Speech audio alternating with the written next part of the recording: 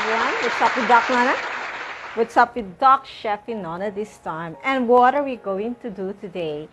Okay, yung unang portion, na unang ginawa ko, na binlog ko na, is yung merong tinapa flakes na may crab stick and lettuce at saka seaweed.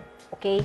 Now this time, ang gagawin natin, gagawa tayo ng clubhouse sandwich made from tuna flakes. And at the same time, gumawa rin tayo ng special omelette na may tuna flakes.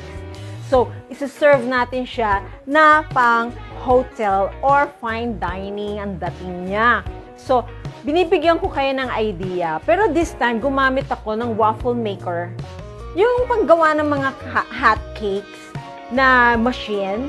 Kasi gusto ko may design siya. Pero actually, pwede nyo naman gawin yan kahit wala kayong makina na ganyan, wala kayong appliance na ganyan. Pwede din yung tinuro ko before, kahit i-fold nyo na lang yung omelette or gagawa kayo ng heart-shaped omelette o di kayo parang ni-roll-roll nyo na lang na omelette. Depende na sa inyo. O gusto nyo i-scramblein nyo na lang siya para hindi kayo nahihirapan.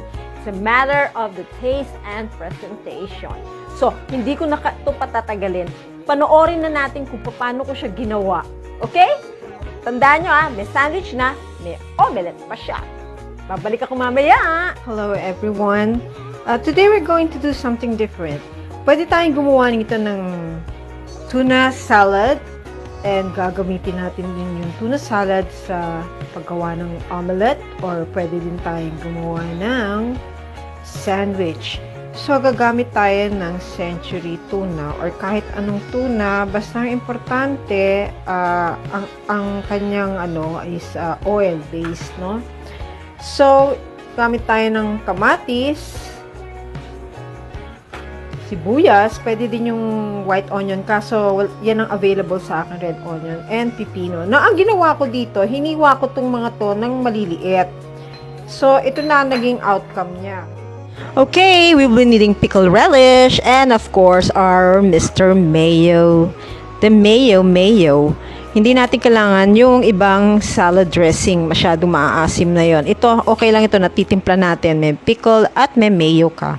Yan ang ating dressing. May paminta at may rock salt.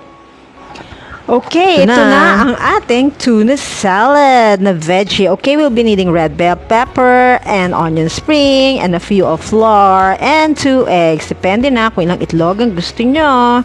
Okay, gunting-guntingin natin ang onion spring. Tapos, gunting-guntingin din natin ang bell pepper at ihulog, lagyan ng asin at lagyan ng pepper at lagyan ng itlog at lagyan ng flour. Kunti lang, huwag niyong gawin siyang pancake. Okay, bit lang siya. And then, gagamit tayo ng waffle maker at ilalagay natin siya dahan-dahan at baka umapaw.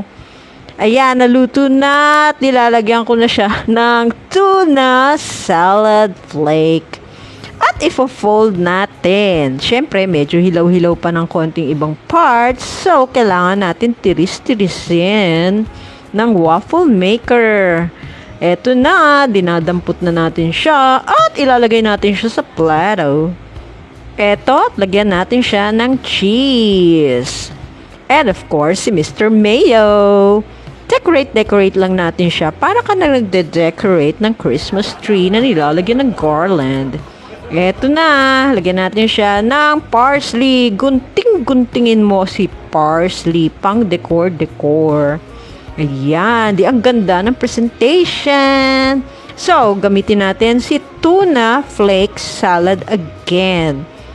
Eto na, at gagawa tayo ng sandwich. Ayan na, si Clubhouse. Sarap, diba? So, I'm back here. Now, you've seen how it was prepared.